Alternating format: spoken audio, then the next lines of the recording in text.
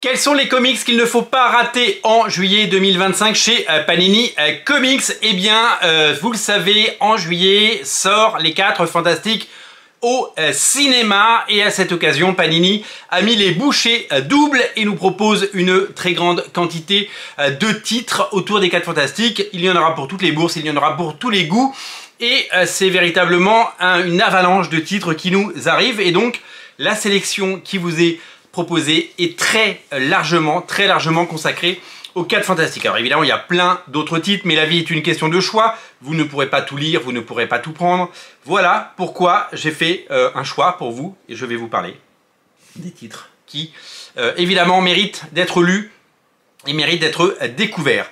On commence avec le retour de Ultimate Fantastic Four, Ultimate FF. Hein. Hop, je crois que je l'ai là.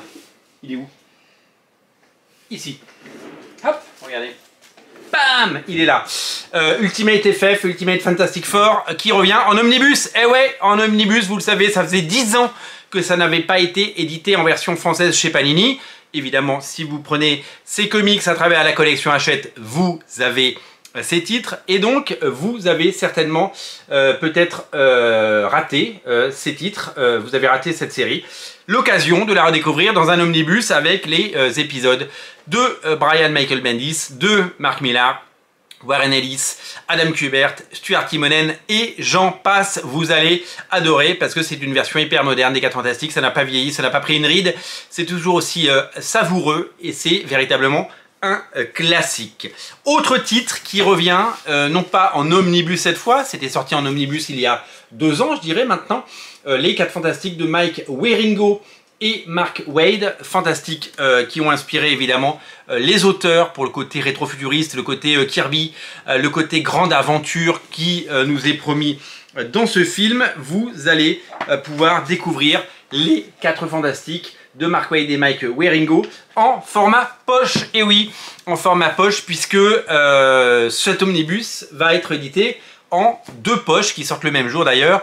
Vous pourrez donc pour eh bien, un tout petit peu plus de 20 € avoir l'intégralité de la saga. Le rayon poche va continuer de nous régaler puisque les Fantastiques Four, l'histoire d'une vie de Mark Russell arrivent dans la collection poche. Vous allez pouvoir découvrir ou redécouvrir ce titre qui est un petit peu le pendant de Spider-Man, l'histoire d'une vie, mais adapté aux 4 Fantastiques. Et les 4 Fantastiques de Joe Michael Straczynski, un JMS, avec je crois que c'est Mike Coney au dessin, arrive également dans ce format poche. Toujours du côté des 4 Fantastiques, ne ratez pas l'inédit Fantastic Four Molécules Instables dans la collection Prestige, un album qui va assez méta, dans lequel on va raconter l'histoire des gens qui auraient inspiré les 4 Fantastiques, alors que ces gens-là n'ont jamais existé, bien entendu, comme vous l'imaginez bien.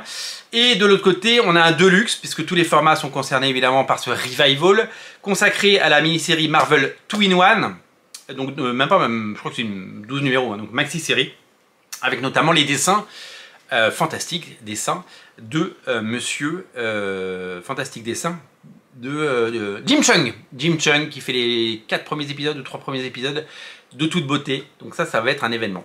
Donc il y a plein d'autres choses qui sortent, plein d'autres choses qui sortent chez Panini en ce mois de juillet. J'ai noté 2 autres poches qu'il ne faut pas rater. Le premier, c'est Secret Wars qui sort en poche, donc Secret Wars de Jonathan Hickman et Sadri Beach, excusez du peu. Et l'autre, c'est Ennemi d'État, Wolverine Ennemi d'État, par Mark Millar et John Romita Jr., les auteurs, vous le savez, de Mark Millar, et vous les connaissez, hein, les auteurs de Kick-Ass, et donc maintenant de Psychic Sam, qui est en cours de financement sur Kickstarter aux États-Unis.